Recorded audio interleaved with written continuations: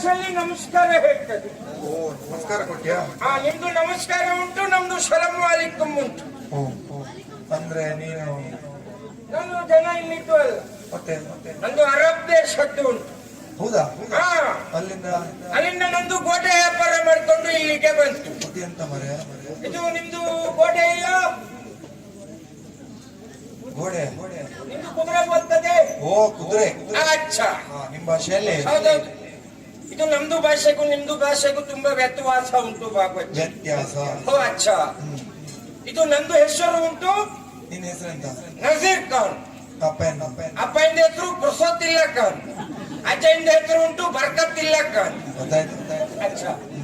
ನಮ್ದ್ರಲ್ಲಿ ಹೆಸರು ಇಡುವಾಗ ಮಗುವಿನ ಗುಣಲಕ್ಷಣಗಳನ್ನು ನೋಡಿಯೇ ನಮ್ದ್ರಲ್ಲಿ ಹೆಸರಿರ್ತದೆ. ನಿಮ್ದಾಗೆ ಒಟ್ರಾಶಿ ಹೆಸರಿಡುವುದಿಲ್ಲ. ಹೇಗೆ ನಿಮ್ದು ವಿಶೇಷ? ಈಗ ನಮ್ದು ಜಾತಿಯಲ್ಲಿ ಮಗು ಹುಟ್ಟುತ್ತದೆ. ಮಗು ಹುಟ್ಟಿದಾಕ್ಷಣ ಹುಟ್ಟುವ ಮಗು ನಗಾಡ್ತಾ ಇದ್ರೆ ಅದಕ್ಕೆ ನಮ್ದು ಜಾತಿಯಲ್ಲಿ ಹೆಸರಿರ್ತದೆ ಇಸ್ಮಾಯಿಲ್. ಅಚ್ಚಾ. ಮಗುವಿನ ತಲೆಯಲ್ಲಿ ಒಂದೇ ಕೂದಲಿದ್ರೆ ಅದಕ್ಕೆ ನಮ್ದು ಜಾತಿಯಲ್ಲಿ ಹೆಸರಿರ್ತದೆ ಇಕ್ಬಾಲ್. ಅಚ್ಚಾ. ಮಗುವಿಗೆ ಸ್ವಲ್ಪ ಡೊಳ್ಳೊಟ್ಟ ಇದ್ರೆ ಅದಕ್ಕೆ ಹೆಸರಿರ್ತದೆ ಬಶೀರ್ ಖಾನ್. ಮಗುವಿನ ಹೆಬ್ಬೆರಡು ಅಲ್ಲಾಡ್ತಾ ಇದ್ರೆ ಅದಕ್ಕೂ ಹೆಸರು ಇರ್ತದೆ ಶೇಖ್ ಅಬ್ದುಲ್ಲಾ. ಮಗು ಒಮ್ಮೊಮ್ಮೆ ಮಗು ಹುಟ್ಟಿದಾಕ್ಷಣ ಪಾಪ ಮಗುವಿನ ಅಪ್ಪಯ್ಯ ಕೆಲ್ಸಕ್ಕೆ ಹೋಗ್ತಾ ಇತ್ತ. ಅವ ಕೆಲ್ಸಕ್ಕೆ ಹೋಗ್ಲಿಕ್ಕೆ ಆಗ್ತೇ ಅವ ಎಲ್ಲಾದ್ರೂ ರಜೆ ಹಾಕಿ ಮನೆಯಲ್ಲಿ ಅಪ್ಪಯ್ಯ ಇದ್ರೆ ಆ ಮಗುವಿಗೆ ಹೆಸರು ಇರ್ತದೆ ರಜಿಹಾಕ್. ರಜಕ್. ಹೌದೌದು. ಅದೇ ಹೀಗೆಲ್ಲ ಉಂಟು ಸ್ವಾಮಿ. ನಿಮ್ದು ಹಿಂದೂ ಉಂಟು, ನಮ್ದು ಮುಸಲ್ಮಾನ್ ಉಂಟು. ನಿಮ್ದು ಹಿಂದೂ ಇಲ್ಲ, ನಾವು ಹಿಂದೂಗಳು. ನಾವು ಮುಸಲ್ಮಾನು. ನಮ್ದು ಜಾತಿದು ಆದ್ಮೇಲೆ ಹೇಗೆ ಇಷ್ಟು ಶ್ರೀಮಂತರು ಆಯ್ತು? ಕಾರಣ ಉಂಟು. ಈಗ ನಿಮ್ಮ ದೇವರನ್ನು ಹೇಗೆ ಪ್ರಾರ್ಥನೆ ಮಾಡ್ತದೆ? ಈಗ ಎರಡು ಕೈಯನ್ನು ಮುಗಿದು ದೇವರ ನನ್ನನ್ನು ಕಾಪಾಡು, ನನ್ಗೆ ಒಳ್ಳೇದು ಮಾಡು ಹೇಳ್ತದೆ. ಕರ ಜೋಡಿಸಿ ದೇವರನ್ನು ಪ್ರಾರ್ಥನೆ ಮಾಡ್ತದೆ ತಲೆ ಬಾಗಿ. ಅಷ್ಟೊತ್ತಿಗೆ ದೇವರು ಮೇಲಿಂದ ಪುರುಷಾದ ಕೆಳಗಾಗ್ತದೆ, ಅದು ನಿಮ್ಗೆ ಕೈಗೆ ಸಿಗ್ತದೆ, ಕೆಳಗೆ ಬಿದ್ದು ಆಗ್ತದೆ. ಆದ್ರೆ ನಮ್ದು ಜಾತಿದು ಆದ್ಮೀಯ ಆಗಲ್ಲ. ಎರಡು ಕೈಯನ್ನ ಹೀಗೆ ಹಿಡಿದು ಅರೆ ಅಲ್ಲಾಹು ಅಕ್ಬರ್ ಮುಹಮ್ಮದ್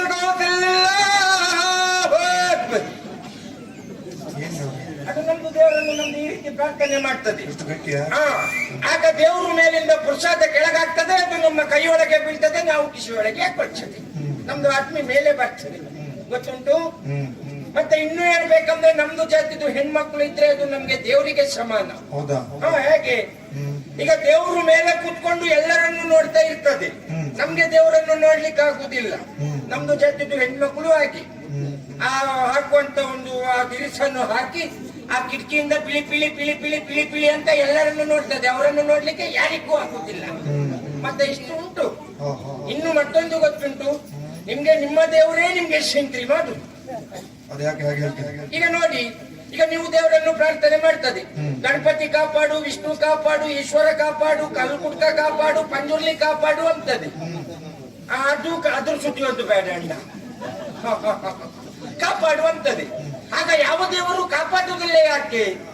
ಈ ಈಶ್ವರ ಬರ್ತದಂತೆ ವಿಷ್ಣು ಸುಮ್ನೆ ಇರ್ತದೆ, ವಿಷ್ಣು ಹೋಗ್ತದಂತ ಪಂಜುರ್ಲಿ ಸುಮ್ನೆ ಇರ್ತದೆ. ಪಾಪ ಅವ ಕಾಪಾಡ್ತಾನೆ ಇವ ಕಾಪಾಡ್ತಾನಂತ ಅದು ಸುಮ್ಮನೆ ಇರ್ತದೆ. ಇನ್ನು ಹೇಳಿದ್ರೆ ಮತ್ತು ಒಂದು ಕಥೆ ಉಂಟು. ಒಮ್ಮೆ ನಮ್ದು ಜಾತಿದ್ದು ಆದ್ಮಿ, ಕ್ರಿಸ್ತಂದು ಜಾತಿದ್ದು ಆದ್ಮಿ, ನಿಮ್ದು ಹಿಂದೂದು ಜಾತಿದ್ದು ಆದ್ಮಿ ದೋಣಿಯಲ್ಲಿ ಹೋಗ್ತಾ ಇತ್ತು. ಗಾಳಿ ಬಂದು ದೋಣಿಯಲ್ಲಿದ್ದವರು ಅಷ್ಟೂ ಜನ ಕೆಳಗೆ ಮಗುಚಿ ಬಿದ್ರು. ಆಗ ದೋಣಿ ನಡೆಸುವವ ಹೇಳಿದ, ನೀವು ಒಂದು ಕೆಲಸ ಮಾಡಿ, ನಿಮ್ಮ ದೇವರನ್ನು ಪ್ರಾರ್ಥನೆ ಮಾಡಿ, ದೇವರು ಬಂದು ಕಾಪಾಡ್ತದೆ. ನಮ್ದು ಜಾತಿದು ಆದ್ಮಿ ಅರೆ ಅಲ್ಲ ಹಮ್ಕೋ ಬಚಾವ್ ಹಮ್ಕೋ ಬಚಾವ್ ಅಂತ. ನಮ್ದು ಅಲ್ಲ ದೇವರು ಬಂತು ಮುಳುಗ್ತಿದ್ದ ನಮ್ಮನ್ನು ಎತ್ತಿ ಮೇಲಾಕಿ ಹೋಯ್ತು. ಕ್ರಿಸ್ತಂದು ಜಾತಿದು ಆದ್ಮಿ ಏಸು ನಮ್ದು ಕಾಪಾಡು ನಮ್ದು ಕಾಪಾಡು ಅಂತ. ಯೇಸು ದೇವರು ಬಂತು ಮುಳುಗ್ತಿದ್ದ ಅವನು ಎತ್ತಿ ಮೇಲಾಕಿ ಹೋಯ್ತು. ಅಷ್ಟೊತ್ತಿಗೆ ನಿಮ್ದು ಹಿಂದೂ ಜಾತಿದು ಆದ್ಮಿ ಅಂತ ಮಾಡ್ತು, ಅರೆ ಗಣಪತಿ ನಮ್ದುಕ್ಕೆ ಕಾಪಾಡು ನಮ್ದುಕ್ಕೆ ಕಾಪಾಡು ನಮ್ದುಕ್ಕೆ ಕಾಪಾಡು ಅಂತ. ನಿಮ್ದು ಗಣಪತಿ ದೇವರು ಕೈಲಾಸಕ್ಕೆ ಕೆಳಗೆ ಬಂದ್ರು ಕೈಲಾಸದಿಂದ. ನಿಮ್ದು ಜಾತಿದು ಆದ್ಮಿ ನೀರಿನಲ್ಲಿ ಮುಳುಗ್ತಾ ಉಂಟು. ಅದನ್ನು ನೋಡಿ ನಿಮ್ದು ಗಣಪತಿ ದೇವರು ದಂಡೆಯ ಮೇಲೆ ನಿಂತ್ಕೊಂಡು ತಕಿಟ ತಕದಿಮಿ ತಕಿಟ ತಕದಿಮಿ ತಕಿಟ ತಕದಿಮಿ ಅಂತ ನಾಟ್ಯ ಮಾಡ್ಲಿಕ್ಕೆ ಪ್ರಾರಂಭ ಮಾಡಿ. ಅಷ್ಟೊತ್ತಿಗೆ ಮುಳುಗ್ತಾ ಇದ್ದ ನಿಮ್ದು ಆತ್ಮಿ ಕೇಳ್ತು, ಅರೆ ಗಣಪತಿ ನಿಂಗೆ ನಾ ಪಂಚಕಜ್ಜಾಯ ಕೊಟ್ಟೆ, ಕಡುಬು ಕೊಟ್ಟೆ, ಎಷ್ಟೆಲ್ಲ ಪೂಜೆ ಮಾಡ್ದೆ. ನಾ ಮುಳುಗುವಾಗ ನೀ ಕೊಣಿತೀಯ ಕೇಳ್. ಅದಕ್ಕೆ ನಿಮ್ದು ಗಣಪತಿ ದೇವ್ರಿ ಅಂತ ಹೇಳ್ತು ಗೊತ್ತುಂಟು. ಅರೆ ಪಾಪಿಂದು ಮಗನೇ, ಚೌತಿದು ದಿವಸ ನೀವೆಲ್ಲ ನನ್ನನ್ನು ಮೆರವಣಿಗೊಳಗೆ ತಕೊಂಡು ಹೋಗಿ ನೀರಿಗೆ ಹಾಕಿ ಮ್ಯಾಲಿಟ್ಕೊಂಡು ಕೊಣಿತದೆ. ಇವತ್ತು ನಿನ್ನ ಮುಳುಗಿಸ ಅದೊಂದು ಕೊಣಿತದೆ. ತಲೆ ಖರ್ಚು ಮಾಡಿ ಹೀಗೆಲ್ಲ ಉಂಟು. ಹಾಗಂತ ನಾ ಅರಬ್ ದೇಶದಿಂದ ಇಲ್ಲಿಗೆ ಕುದುರೆ ವ್ಯಾಪಾರ ಮಾಡಿಕೊಂಡು ಬಂತು. ಹೌದಾ? ನನ್ನಲ್ಲಿರುವ ಎಲ್ಲಾ ಕುದುರೆಯು ವ್ಯಾಪಾರ ಆಗಿ ಹೋಯ್ತು. ಒಂದು ಕುದುರೆ ಉಂಟು. ಭಗವತ್ರೆ, ನಂದು ಕುದುರೆ ಬೇಕು. ಬೇಡ ನನ್ನ ಕುದುರೆಗೆ ನಿಮ್ದು ಹಸ್ತದೆ, ಸವಾರಿ ಮಾಡ್ತದೆ. ಬೇಡ ಬೇಡ, ಬೇಕಂದ್ರೆ ಅದು ನಿಮ್ಗೆ ಕೊಡುವ ಕುದುರೆ ಇಲ್ಲ. ಯಾಕೆ? ಆ ಕುದುರೆ ಯಾರಿಗೆ ಕೊಡ್ಬೇಕು ಅಂತ ನಂದು ಆಲೋಚನೆ ಮಾಡಿದೆ. ಅಂತ ಒಬ್ಬ ಸಂಪನ್ಮೂಲ ವ್ಯಕ್ತಿ ಸಿಕ್ಕಿದ್ರೆ ಅವರಿಗೆ ಆ ಕುದುರೆಯನ್ನು ಮಾರಾಟ ಮಾಡ್ತದೆ. ಹಾಗಾಗಿ ಕುದುರೆ ಇಟ್ಕೊಂಡು ಅಲ್ಲಿಗೆ ಹೋಗ್ತದೆ.